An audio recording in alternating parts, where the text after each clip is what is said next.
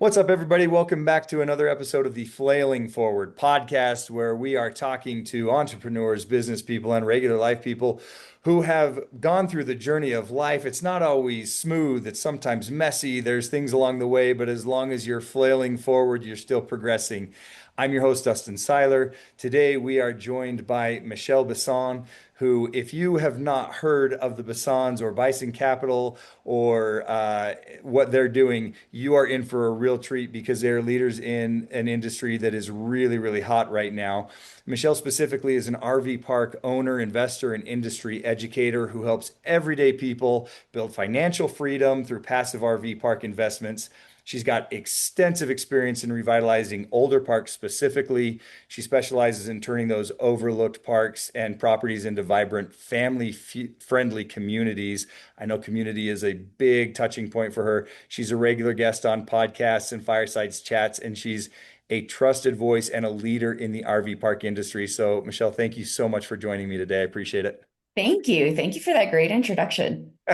Well, there's a lot to be said about what you guys are doing. So I couldn't even fit it all into that intro. We'll get into it more as we go. But I introduced you as a major leader in the RV park industry, which you are. You're a rising star, and I know you've been recognized for that. But that's not where you started out, right? Your journey started well before you got into the RV parks. It did. It did. It actually started about 3.5 years before I got into RV parks. RV parks were kind of something that we fell into, but we actually started in single family homes. So Okay. yeah, and that kind of happened at the begin at the during COVID, actually. So that was your first time investing in real estate properties was during COVID. A, Yeah. a tough time to jump in. Actually, what's crazy is that it was a really good time to jump in because we hit it. Basically, what happened was is that my husband worked in spirits and alcohol, and with that, he was in franchises. And when all the restaurants closed down, it kind of freaked me out. And being somebody that my home life is everything, and we had a great home life. He provided very well for us. Mhm. Um, it just kind of freaked me out because I was like, what if this is the way the world's going to be and restaurants never open again? Yeah. You Yeah, know, and that that it's wakes a you up real quick. it does. And it was kind of one of those weird moments where you're like, you think that things could never happen and then they do. Yeah. And it just Yeah. kind of shifts the way that you look at everything. And I was like, you know what, at this point in time, like we've talked about real estate investing for so long. Like I wanted to do it in my 20s. I'm now in my 40s. We're either going to jump and do it or it's never going to happen. Right. Yeah, it's time. Either get in the water or go home. Yeah, and it's just one of those things where it's like you realize like I can either take the chance or I can continue living the way that I've always lived, which was fine, but now you realize, your entire life is based on somebody else in an industry that you don't understand or know Right. because somebody else pays your bills. Hmm. Somebody else decides whether you get a raise. Somebody else decides whether you keep your job. Yeah, you know what? It's hard living relying on someone else and their decisions and their choices. You feel so out of control that way.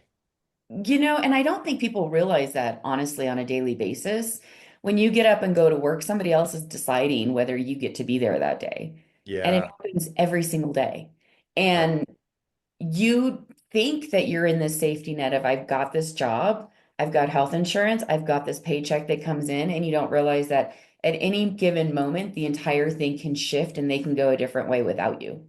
Right. Yeah, without and there will be no notice. There will be no discussion with you over whether no thought to what you need or what the years that you've given the company, just all of a sudden it's over. And yeah, and it is, and it's just over. Or, the world can shut down and decide that it's over. Yeah, exactly. And, and then what do you do? And it was kind of one of those things where it's like we lived in that safety net of always being in the secure job where I could stay home and take care of the kids and, take care of the home and travel with my husband and do all the fun events and stuff. But it never really kind of made me realize like how that wasn't safe. Mm, It was just a weird shift of thought, I think, where you just realize that it's just everything is not stable. And so I had a friend actually come into town. She had up during COVID, moved to Tennessee, bought three mhm. cabins, and I was like, what are you doing? How did you do that? And so when she came back home, she was like, well, let's have dinner, and had told me this quiet secret that she had been holding for 16 years, but she'd been buying real estate on the side. Oh, sneaky. Okay, on the side. I And like it. yeah, and like had built up this portfolio of houses. And her husband was able to retire from the Air Force, and they were both comfortable, and they were able to travel the world, and they could up and go and move to Tennessee and buy three cabins at the same time while having two kids that were in a private college in Tennessee at the same time. Okay. And And that's you pretty appealing. Yeah, no, and I was like, what in the world are you talking about? And so she came to dinner and kind of explained how they had been buying these long-term rentals for 16 years and had a portfolio of 16 houses, um, low payments on them, was cash flowing on them. And I was like, why are we not doing that? That seems Yeah. safer to me. And, it just, she's in charge of her own life. Right. Yes. It's always interesting, the golden handcuffs, right, with the W-2 job.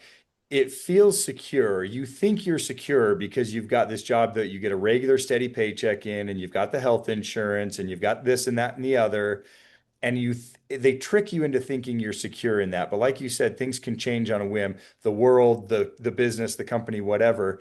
Whereas it's frightening to go in and do these things on your own and invest, but really that's where you're in control of your future. Yeah, you completely are in control. So I went out the next day and decided I was taking control of our lives. And I went out and contacted a real estate agent, went and looked at a pocket listing that she had that she's getting ready to list that weekend, put in Mhm. an offer on it while Patrick was on the golf course, and then called him and let him know that we were now investors and he was in for a ride. I love it. What was his response? So I called and texted a few times. He finally called me back while he was on the ninth hole. And Uh-huh. then, and the response was, more or less of what?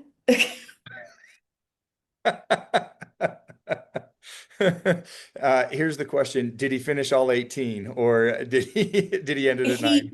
he did, because I didn't keep him on the phone long. So basically the Gotcha. conversation was, hey, are you okay? And I responded, hey, we just bought a house. We're now investors. We'll talk about it later. It'll be fine. Click.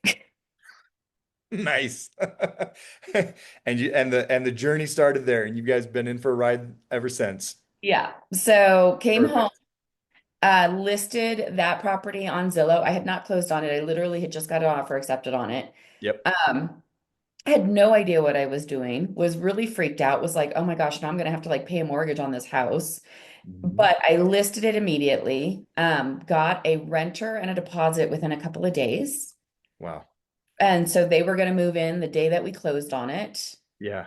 I took that actually contract to the bank to show like that we use that for, saying, For your hey, this funding. is what we're going to do. Yeah. Um, Turned around and he was like, and I was like, oh my gosh, look, I've got this contract. I'm going to be making an extra $700 a month. I didn't really do anything.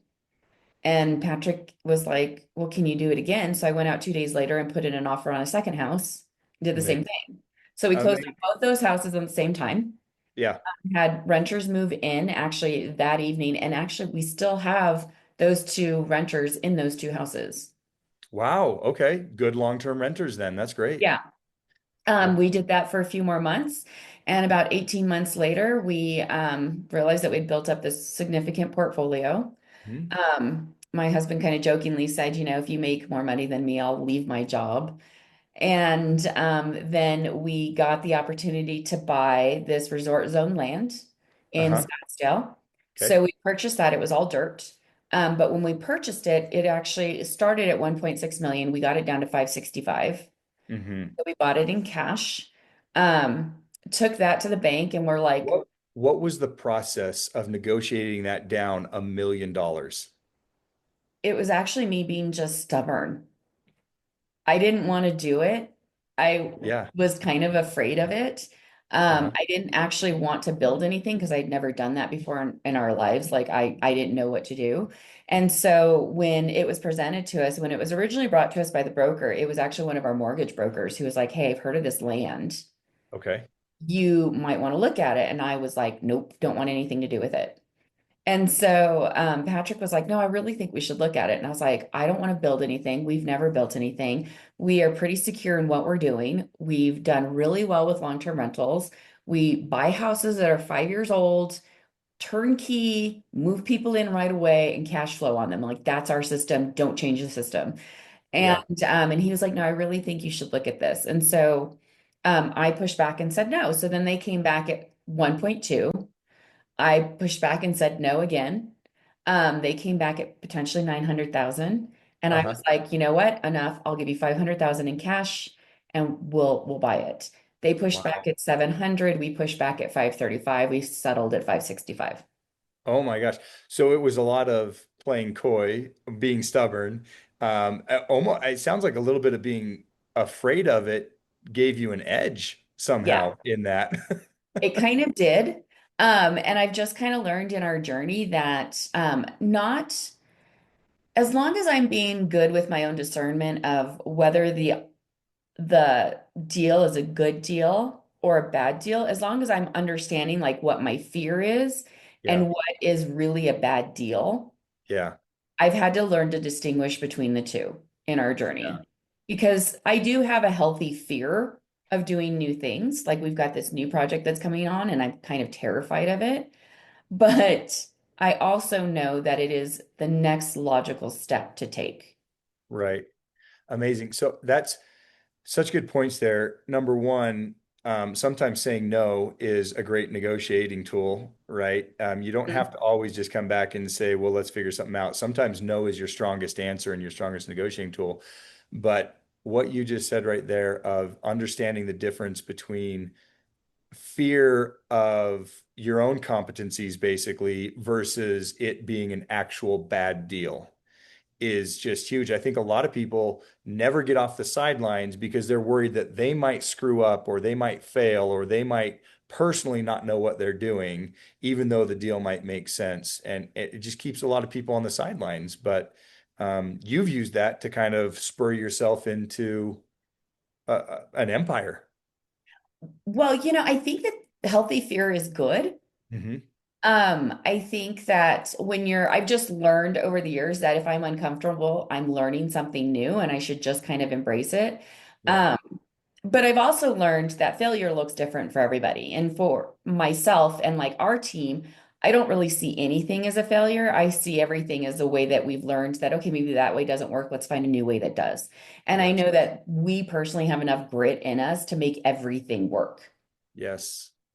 I And love that. so, no matter what it is, if we're going to take it on, it's because we have everything in us to make it work.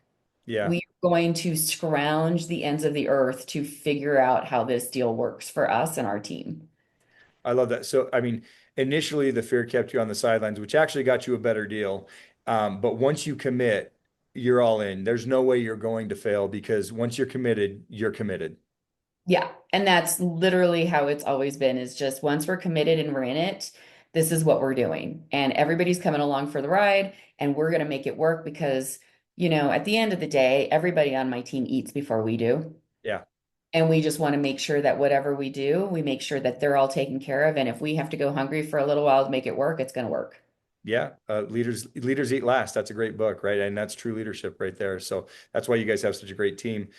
Did you end up building on this resort property? We did. We did. So we still own it. It's in Scottsdale. It's 200 feet from the True North Golf Course. And then actually, after we built it, a group of competitors came in and bought the land adjacent to us because now they want to do the same thing. Yeah. So, but there's some distinct differences between the two. So I don't really feel like it's a bad, I think we'll complement each other more than anything. Yeah. But we still own it. We built it for about $3 million and it's now valued at 8. Amazing. Oh, that's so great. What a good win. That's Yeah, wonderful. it was a All great one, all starting from a great deal based off of saying no. right?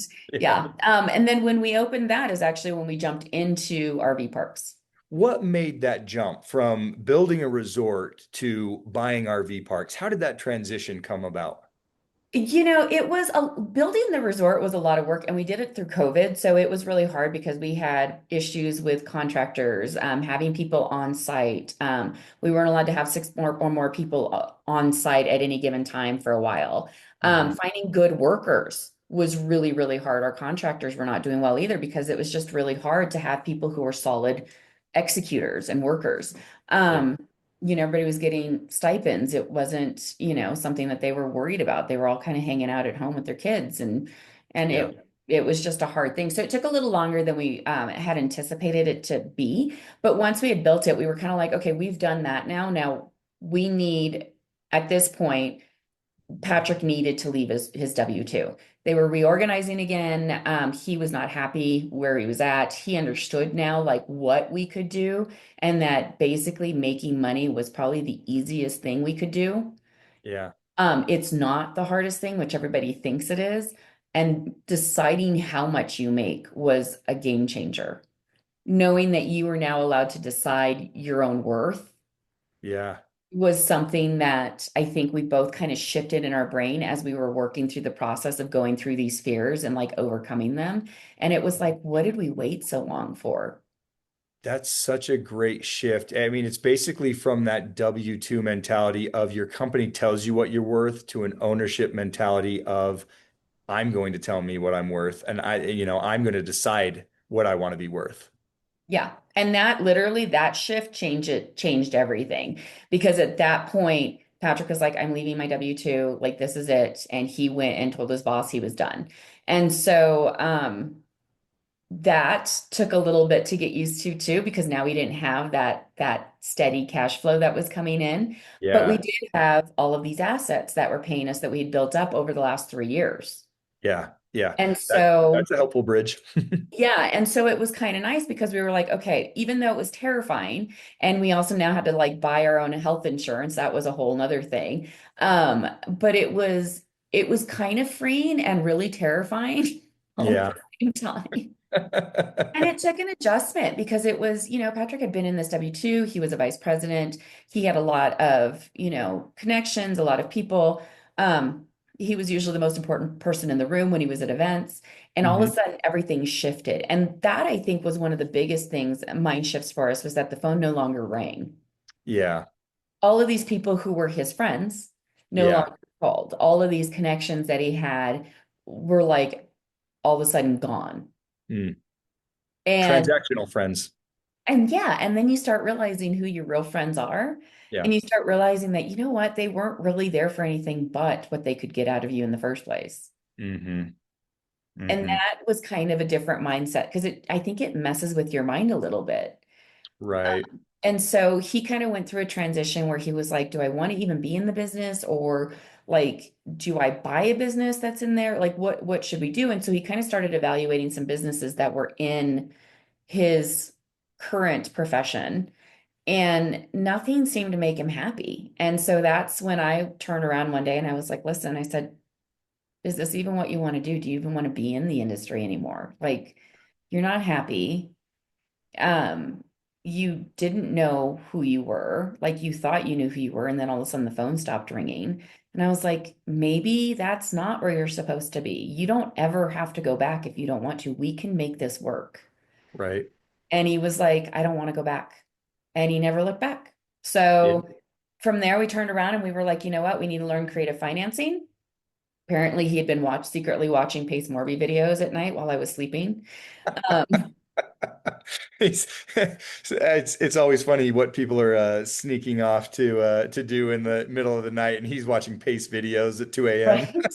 Right. No, I mean, but surely, like in the end of the, day, he could be doing so many worse things in the world, and he's Yeah. trying to learn to creatively finance properties, Yeah. while I'm snoring, or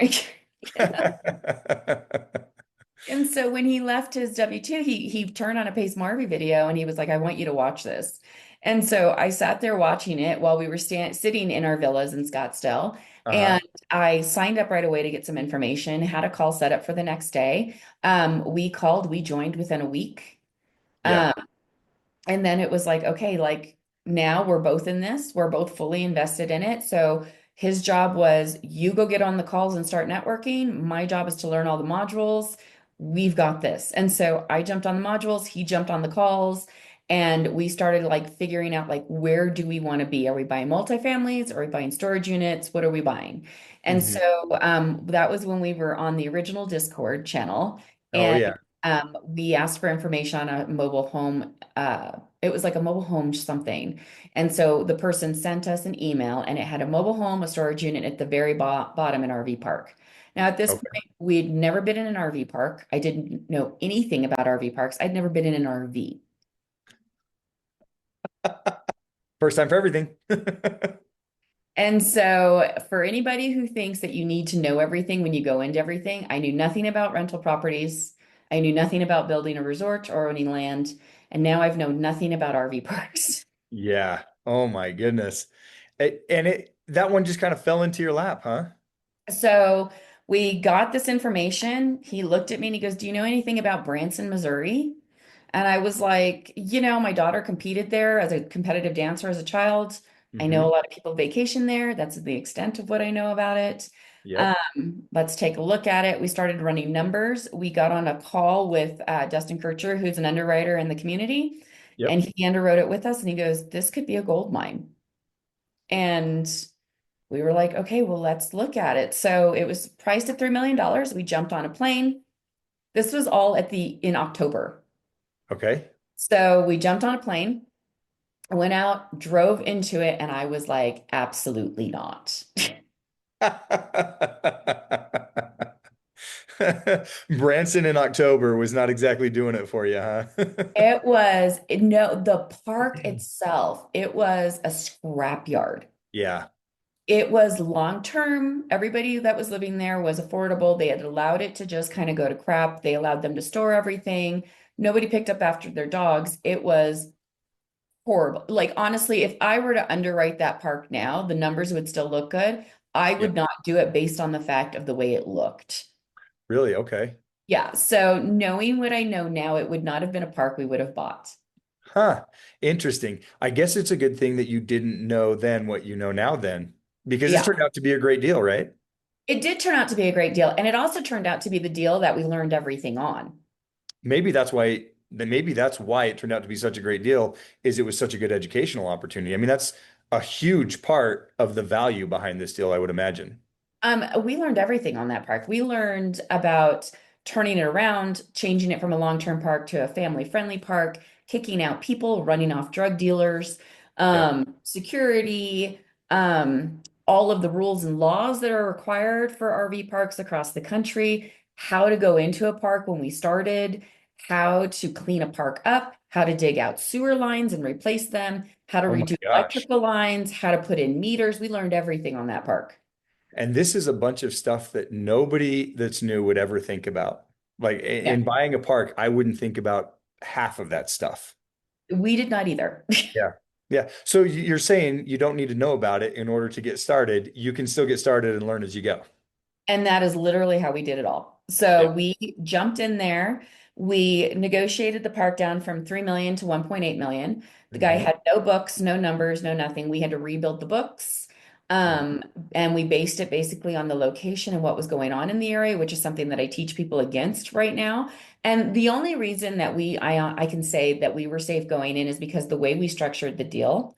And I can say between Dustin Kircher and Justin Tumanowski, Hmm. they were the ones who completely helped us do all of that. Um, Yeah. so You won't they find two more solid guys out there as far as helping and structuring deals. Yeah, no, and they were so great because they really did, like, every time we called, they picked up. Justin was actually our mentor when we first joined Sub Oh, 2, nice. and so he was the first person we connected with.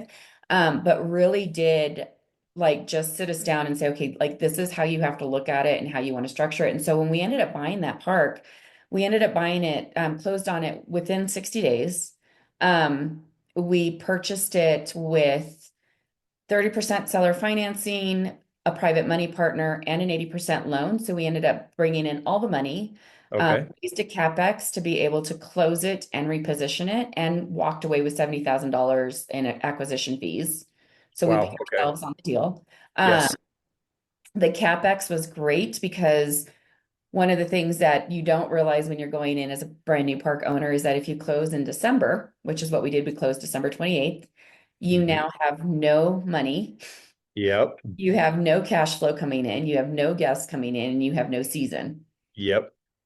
And so you have to pay all of the fees for this park until you Right. open up for the season.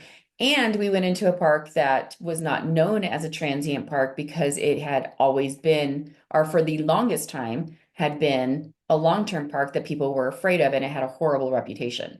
Okay. Yeah, that's the CapEx especially is something, or the operating expenses maybe is something people don't think about a lot. They see the overall numbers and they forget that 70-80% of that overall NOI, net operating income, comes from 5, 6, 7 months out of the year. And the other years, you're going to have to budget and flow. And if you're buying in the off season, you're in for a little bit of a long haul. But I would imagine where you're trying to completely rebrand and turn this park into something different, that might have even been a little bit of a benefit for you guys because you didn't have bookings already on the book. Did it give you a chance during the winter to kind of move out the people you didn't want there and freshen it up in order for the season that was upcoming? Well, so it did, but it kind of happened in phases. So we went in right away and sent out a letter to everybody that basically said, we're the new owners. This is what's going to happen. We're changing all the rules. Hmm. You've got 90 days to either clean up or evacuate. We'll bring in roll-offs to help you clean up, but this is the way that it's going to be. Yeah. And everybody lost their minds. Um, Yeah, so it was a hard transition, but like I said, we learned so much from it. We learned about housing authority laws, which thankfully in Missouri, they're very strong for the park owner. Yeah. You can have somebody kicked out within 2 hours. We gave Okay. them 90 days, so we were more than fair. And just to be extra fair, we wanted to ensure that we fell within housing authority rules and giving them the 90 days with 60 days over what we were required. Yeah. And Yeah. so nobody could have any legal recourse against Right. us at all. And Right. so, but it also gave everybody an opportunity to understand, hey, listen, we're not asking you to leave. We're asking you to make a choice. You either comply or you get out. Right. Yeah, I think a lot of times that initial letter, when you first get that initial letter, there's an emotional response. And I would imagine that some of the guests had that. And then as the 90 days rolled along, they probably realized, hey, they're actually being pretty fair and turning this into something that is going to be more enjoyable to live in. Did you have some people that stayed with you in that park? I think we have one. Okay. And he was the one, and actually, he's such a sweet, sweet man. Him and his wife had these massive plans. They met when they were 14. He is in his 90s. They had these massive plans in life to go off and travel the world and do all these great things after their kids left home. And when their final child left home, she was diagnosed with cancer. Oh no. And so they ended up not going to Europe like they had planned, but they bought an RV and traveled around the country. Yeah. One of their favorite places was Branson, Missouri, in our park. And so when she passed, he came back. Oh, okay. So he still lives there with us, Good.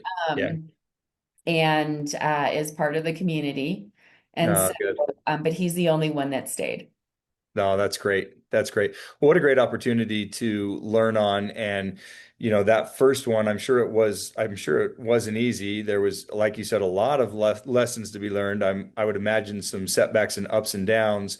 But once you got through that, I mean, that just really opened doors for you guys, or at least primed the pump to where things really took off. And how many parks have you acquired since that one? So currently we own and operate six. So we own six parks, two with marinas. Um, Mm-hmm. so, and then on top of that, we have three under LOI right now, two of them with marinas. And then we are negotiating out terms on about four more. And then we're actually going into a new project where we're looking at building one. So, Yeah, I was going to ask about that. Is that something that you're ready to talk about, or is that still in the works and under wraps for now? well, it's something we're still kind of working on. We're working through the logistics and we just got final zoning done on it. So it's Okay. going to be a huge project, I'll say that, under a Yep. national brand. Yep. And it will have an adjacent 55 plus community to it. Amazing. So, because this is another huge step. So you went from a big step buying your first single family home to another big step building out a resort community to another big step buying a rundown RV park. And now it seems like we're taking another unknown big step into building from scratch on a large scale with a national brand. Does it feel like does it feel like when you took that first step building, going into your single family, is it that kind of Yes. jump, or are you more comfortable with the fear now? No, actually, it is actually, now that you mention that, it is a lot. It's very similar. I'm very terrified, Yeah. but I'm excited. Yeah. And that was kind of how I felt. Like I've always said that my scariest investment was that first single family house of $325,000. Yeah. Always think it's funny because that was the scariest deal I had ever done as we're closing like, five, six, $7 million parks. I'll still reference that one single family home as being the most terrifying investment I ever did. And this is pretty similar because it's such a large project. Um, Right. and it's kind of put us in different circles with different people. But I think that this is where we've built too. I mean, you Mhm. buy that first single family home and you kind of focus on what you're doing and you specialize in that and then you get comfortable, right? And I said that. I was like, no, I'm comfortable doing what we're doing. We have a formula. Why would we change? Yeah. Then it was okay, you know what? Maybe we should because now we've got this great deal. Why would we not at least jump on it? And I think that first leap from single family homes into the resort was scary, but it was kind of a compartmentalized scary. It was like, I feel like I know how to do this. Hmm. So it's not like we're going in there completely blind, Yeah. but now we've got all this experience with builds. So then going from that to the RV parks was like a huge jump in a different industry. But it was Right. like, okay, we can renovate, we can do this, we've done all this, we've handled hospitality. Let's Mhm. do that on a larger scale. And now going from taking the experience of the hospitality, the building, all of the RV parks, and all of the different businesses that we have from marinas to restaurants on that, and putting it into one large project, which actually could potentially become three large projects that we have pinpointed in three different areas. So, Yeah. like, we're already planning ahead. Like, okay, we've got to secure this and get this one going. Then we've got two more projects in the works that are coming in right behind it. Yeah. Oh my gosh. And so, like, taking all of the knowledge that we've had and putting it into this one large project and then Mhm. using that experience but bringing in industry professionals that'll help us because we're partnering with industry professionals to do this. Right. um it's just a logical next step to progressing in your journey. Yeah. So So the fear doesn't necessarily change or go away. It's just you have more weapon. It's a different type of, it's bigger projects lead to different types of feelings, but you have the background and the knowledge and everything that you've done, all the lessons that you've learned. You're going to learn new lessons on this project, undoubtedly, yes. but you have that whole background of the past years and the contacts and the connections that you've made, that you now know I can take bigger risks. I can have fear in bigger, newer projects because I know I have this solid foundation. So it sounds like almost, that stepwise approach has been really beneficial in building that foundation and building the contracts and the background, that when you get into these bigger projects, which are still scary, but you have the sort of the track record of saying, well, we've done scary things in the past and we have the people we need in place to do it. Yeah, and then you also know who you need in place, right? Yeah. So like we already know, like we've got a solid team that can run our park, so we can step away for a minute and go focus on this project. But we also know what we don't know. Yeah. Yeah. And we can turn around and say, you know what, we don't know these things. So let's bring in these industry experts on these things and Uh-huh. let's collaborate together to build this one large project. And Yeah. so like we're bringing in people from like, like legacy families who've done this forever, and people who have a track record in this specific brand. And like we're able to like say, okay, you know what? We understand this. We don't Mhm. understand this particular part of it. So let's bring somebody in who understands that Right. so Yeah. that we can be knowledgeable. And how did you find those types of people, the industry experts, the people that you need in place to do these types of deals?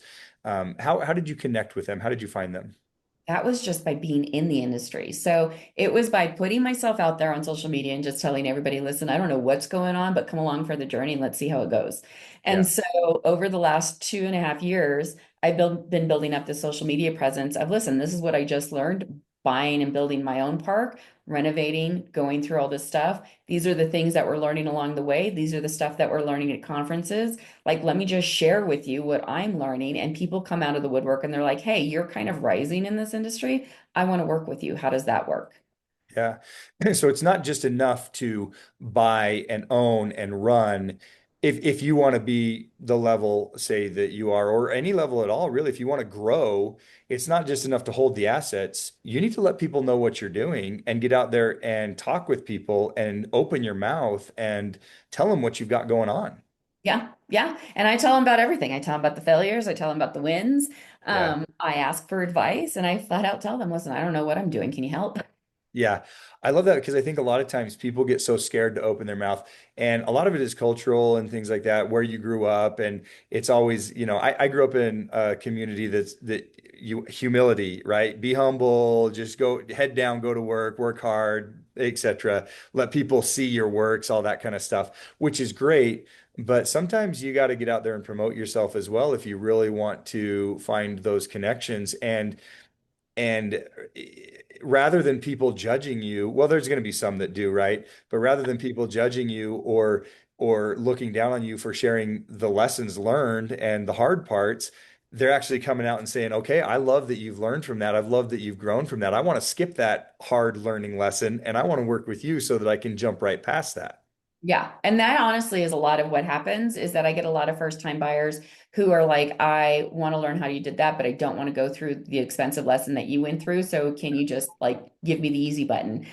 Which is great. But then also the nice thing is that by putting myself out there and like networking in these groups and telling people about what I'm learning and everything else, I also get those ones who have done all of this. They've Hmm. done it. They've built the legacy parks. They've got these amazing assets that I like. There's one that's literally 10 miles from me, and I drove past it every day as a child and I watched it grow up. And Yeah, and it's funny because we are currently partnering with the gentleman who owns it to build out these couple of massive parks. And I was telling him, I said, yeah, I said, Patrick and I would drive past that when we got into this and we would go, God, it would be amazing to own that. And now we're going to potentially own three of them. that's so cool. And That's amazing. so, And now you guys get to lean on the lessons learned from that family on their journey, right? And just yeah. like people are leaning on you for lessons learned. Yeah, and that's the great thing is that, he's already got a great team of people that he has worked with for years, and now those people are becoming our people. Yeah. And and just having those connections and that lifelong, industry professionalism and all of the connections that he has and being able to work with them and learn from all of them is kind of amazing, but it wouldn't have happened if I didn't open my mouth. Yeah. Yeah. You got to get out there. You got to be loud, let people know what you're doing, and then the right people will find you, right? I Yeah. mean, if you're out there promoting it. So Yeah. that's amazing. So what's it's Bison Ventures, right? Is that the name of your guys' company? It's Bison Peak Ventures, yes. Bison Peak Ventures. I'm so sorry. Bison Peak Ventures. What's next? What does Bison Peak Ventures need from anybody that might be out there watching? Actually, if you are looking to buy or run a park, definitely follow me. I give tips on doing that all the time. If you are looking to buy your first park and you don't know where to go, send me your buy box. We have lots of parks that we actually don't buy ourselves that we are great parks. They just don't fit into our own buy box, or we just can't take them down because unfortunately we cannot buy every park. If you want to work with our team on buying your first park, we also have a program for that. So you can reach out to me at Mychele Bisson on Instagram. I answer all my own DMs. We're getting ready to launch an educational program. And if you're looking for the easy button and you want to invest in multiple parks that perform above average, above industry standards, then you can always invest in our fund at bisonpeakventures.com. Okay, perfect. And for those that are looking to get started, other than partnering with you or experienced knowledgeable people, whether they're looking to get started in single family or RV parks or any type of investment, for those who are out there kind of wondering what to do, what they should know, what the important keys are, is there any takeaways that you've had over the last few years of this investing journey that you've been on that you would say good learning lessons or good educational opportunities or advice you'd have for those looking to jump in? I would say that the biggest learning lessons that I've had over the last few years is that you get to choose your own life, whether you've been told that or not. You've been pretty much living an entire lie by going to work every single day and thinking that these golden handcuffs were your key to success.